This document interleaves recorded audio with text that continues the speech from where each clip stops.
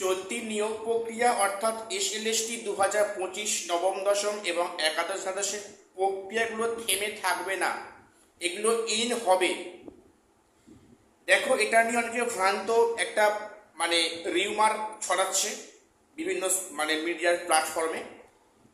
এবং আমি বলি যে নিয়োগ কিন্তু অবশ্যই হচ্ছে, আগামীতে হবে, তার কিছু আভাস আমরা পাচ্ছি, সে নিয়ে ডিসকাস করব। এবং গ্রুপ সি গ্রুপ ডি যাদের নিয়ে কোনো একটা বাক্য কেউ ব্যয় করছে না যে রেজাল্ট কবে, আদৌ নিয়োগ হবে কি না, বা সেখানে ভ্যাকান্সি আপডেট হবে কি না, বিভিন্ন ইস্যুতে কোনো কেউ কিছু একটা বাক্য ব্যয় করছে না। তো সেখানে গ্রুপ সি গ্রুপ ডি যারা ক্যান্ডিডেট রয়েছে তাদের এই মুহূর্তে কয়েকটি গুরুত্বপূর্ণ কিন্তু কাজ করতে হবে সময় থাকতে। আমি কি সেটিও ডিসকাস করছি, কাজে ভিডিওটা স্কিপ করো না, সবটা দেখো। চ্যানেলটা সাবস্ক্রাইব করে দিও এসএসসি, পিএসসি এবং গ্রুপ সি গ্রুপ ডি গুরুত্বপূর্ণ আপডেট পাওয়ার জন্য। তোমরা জানো যে কিছু ব্যক্তি ব্যক্তিগত স্বার্থকে ইস্যু করে বিভিন্ন সোশ্যাল মিডিয়ার প্ল্যাটফর্মে এটা প্রচার করছে যে এই সরকারও নাকি নিয়োগ করার পক্ষপাতী নয়।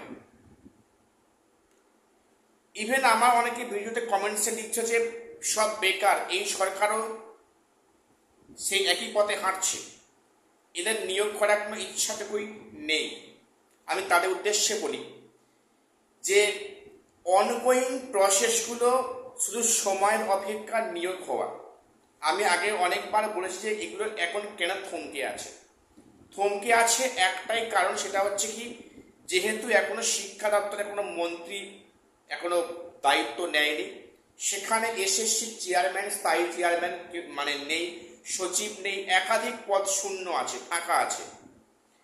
এখন এসএসসি অস্থায়ী চেয়ারম্যানের পক্ষে সম্ভব নয় যে এক্ষুনির মধ্যে 9-10 ভেরিফিকেশন ইন্টারভিউ বা সেখানে 11-12 ইন্টারভিউ কাজগুলো শুরু করে দেওয়া।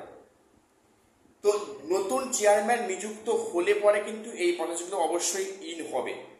যে বা যারা প্রচার করছে এটা কিন্তু সর্বাংশে মিথ্যা প্রচার করছে।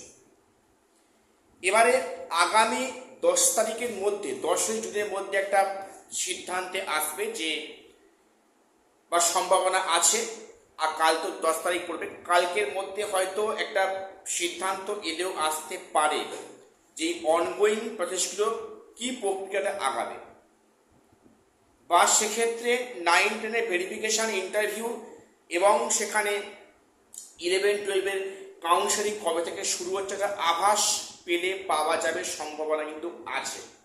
এখনই আশা হারাবার মতো কিছু নেই।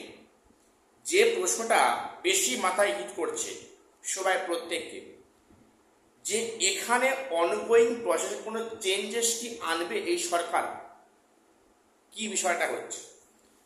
দেখো, একটি ভিডিও নিয়ে বিগত কয়েকদিন খুবই ভাইরাল হচ্ছে, সেটা এই মুখ্যমন্ত্রী যখন সেটার বিরোধী দলনেতা, তখন উনি বলেছিলেন যে এই নিয়োগটা কিন্তু অবৈধ, এখানে এই প্যানেলটা কিন্তু বাতিল হওয়ার সময়ের অপেক্ষা বলেছিলেন।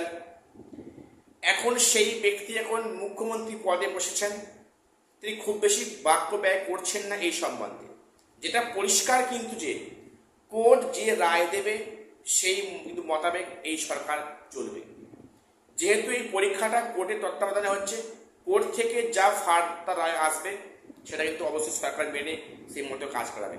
এখানে অনগোয়িং প্রক্রিয়ায় খুব বেশি মনে হয় চেঞ্জেস আসবে না, সামান্য কয়েকটা ইস্যু বাদ দিয়ে, সাচ এজ ওই ভ্যাকান্সি আপডেশন।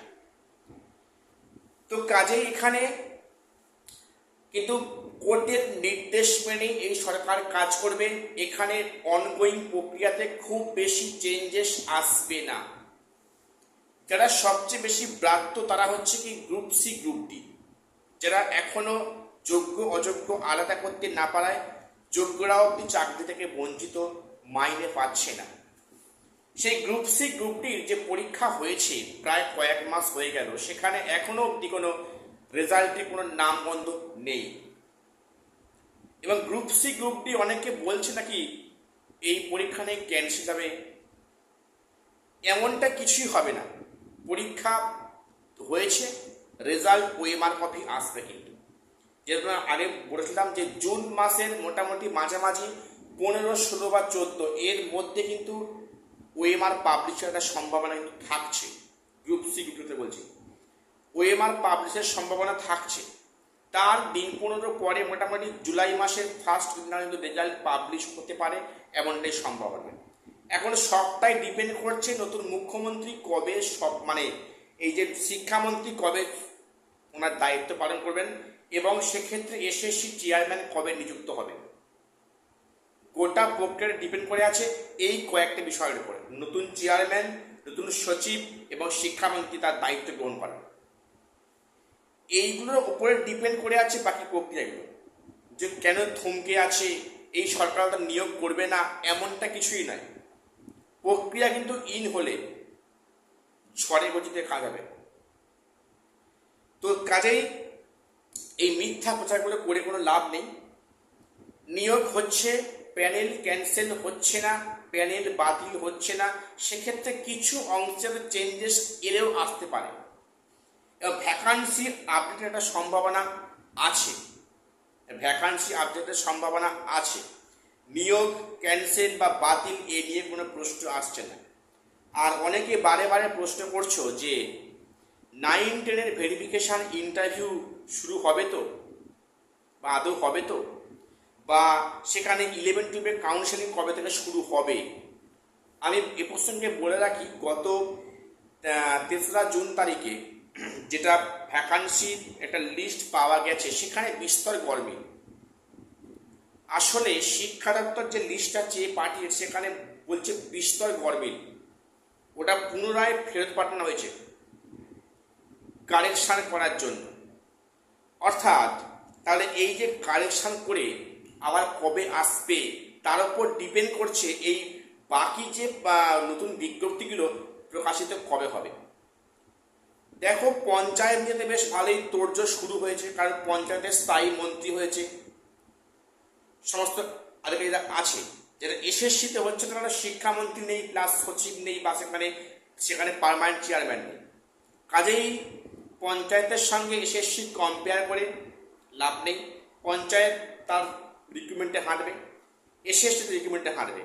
আর কয়েকটা দিনে অপেক্ষা, সেখানে চেয়ারম্যান নতুন নিযুক্ত হবেন, সব কিছু কাজগুলো ইন হবে, অবশ্যই হবে কিন্তু। আর নতুন বিজ্ঞপ্তি আপারে হয়তো এই মাসের মধ্যেই আসতে পারে, সম্ভাবনা আছে। আপার প্রাইমারির বিজ্ঞপ্তি হয়তো এই মাসের মধ্যে সম্ভাবনা আছে।